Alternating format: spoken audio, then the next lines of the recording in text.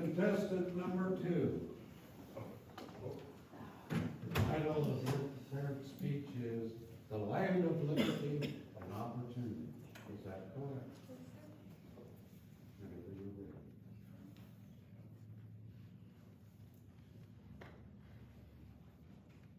We hold these truths to be self-evident that all men are created equal.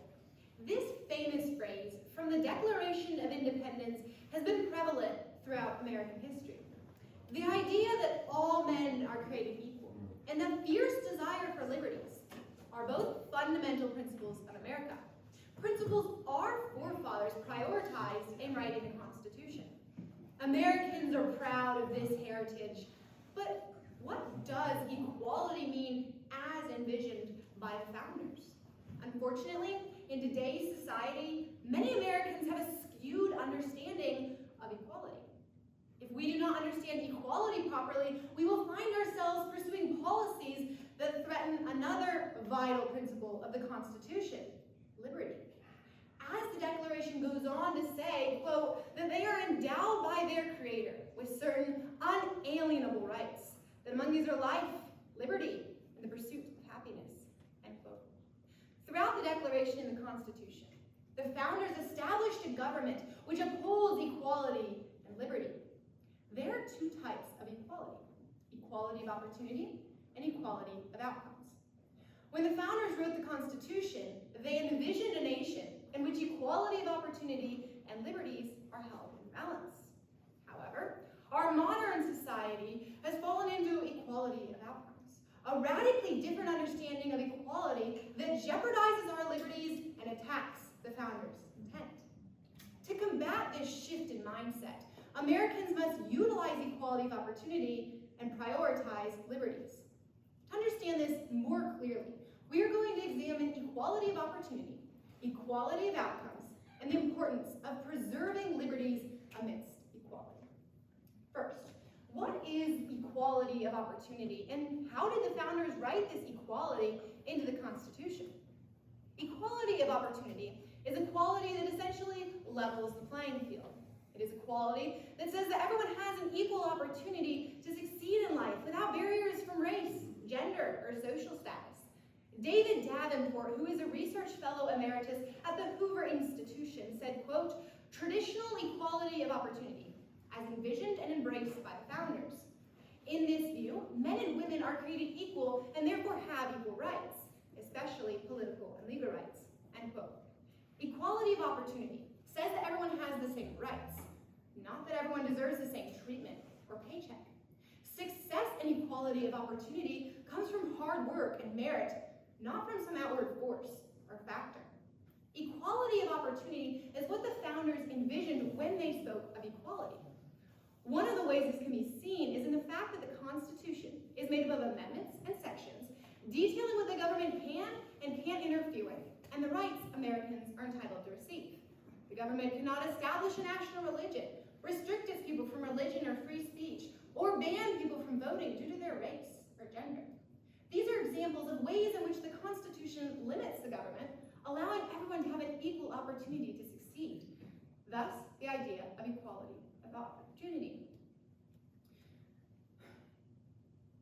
This idea of equality of opportunity does not mean in the Constitution that everyone gets the same exact thing or outcome, but rather that everyone should succeed without barriers. Rockefeller and Carnegie were two men who came from essentially nothing. They were given a fair playing field and equal opportunities to succeed. With this, they rose to use their talents, ultimately succeeding and advancing the good of America through their success. When our forefathers penned the "all men created equal" phrase, it meant that all men are the same in front of the law, and therefore entitled to the same treatment by the law. This is the basis of our forefathers' dream for America, the land of freedom and opportunity. The Constitution was a document founded to establish a nation with equal rights for all. Yet throughout America's history, there have been many injustices done that have not allowed for equal rights and liberties for all. Japanese Americans were put in camps during World War II merely because of their race. Despite the fact that they were Americans, they were not receiving an equal opportunity. At other times, racial segregation laws have limited the rights of Americans. Due to these injustices in America's past, America's mindset has shifted to equality of outcomes. This is equality that argues everyone deserves the same thing. Everyone deserves the same outcome. Yet this type of equality can become dangerous as it often conflicts with our liberties and freedoms. If Americans make it a priority that everyone has the same outcome, then they must define how much people can succeed. They will naturally be forced to keep some people from succeeding, thus taking away rights. This is a different view of equality than our forefathers held. Rather than allowing everyone to succeed through hard work and merit, now people are chosen to succeed based on race, gender, or other outside factors. One such example of this is found in the college selection process. Many colleges have chosen students based on race and gender, rather than picking students based on hard work and merit. Stanley Zong had a 3.98 GPA with an SAT score of 1,590. A perfect score is 1,600. Not only this, but Zong had started his own business. Despite this impressive repertoire, Zong was rejected from 16 of the 18 colleges he applied to. The reason for his rejection? Zong is Asian. Fewer Asians are admitted into colleges for the sake of so-called racial diversity and equality. A recent study showed, quote, that Asian American applicants had 28% lower odds of ultimately attending an Ivy 11 school than white applicants with similar academic and extracurricular qualifications, end quote. Zong appears to have been denied earned opportunities merely because of his race. In making room for the so-called underprivileged and equality of outcomes, students like Zong find themselves losing their equal opportunity. Americans are being denied earned opportunities because of factors outside their control. Americans have become so caught up in this idea of equality that they often seem to forget that the Constitution, the governing document of America, lays out equal rights for all to be preserved. We are losing our rights for a blinded idea of a modern concept of equality of outcomes.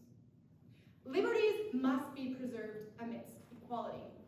Milton Friedman, an American economist and statistician, once said, quote, "A society which puts equality, in the sense of equality of outcomes, ahead of freedoms, will end up with neither equality nor freedom. On the other hand, a society which puts freedoms first will, as a happy byproduct, end up with both greater freedom and greater equality," end quote. If America puts freedoms first, this will allow its citizens the freedom to work hard and embrace opportunities to succeed in life. Many people do not like the idea of others succeeding and going farther than them in life. Modern Americans would rather be guaranteed their equalities and be given the same exact treatment as everyone else, rather than being given a fair playing field to succeed through hard work. Yet this often happens to the detriment of liberties and true equality through opportunity. We are losing our rights for a blinded sense of equality for all, or equality of outcomes. Oftentimes, Americans are so afraid of offending someone for a fault of our forefathers, or afraid that someone else might succeed more, that we often end up blindly submitting to what we are told is right to do. We must not do this. Rather, we must embrace our liberties secured in the Constitution, and we must fight for equality under the law for all. We must put aside the modern concept of equality of outcomes. Not everyone deserves the same outcome. Rather, we must go back to equality of opportunity, giving everyone a fair chance to succeed without barriers. America is a democratic republic with a strong sense of equal liberty. Yet instead of equal liberty, our culture is falling into one of a perceived view of equality without liberty for all. We must take up our Constitution and recount that our forefathers wanted and fought for a nation with equality under the law for all.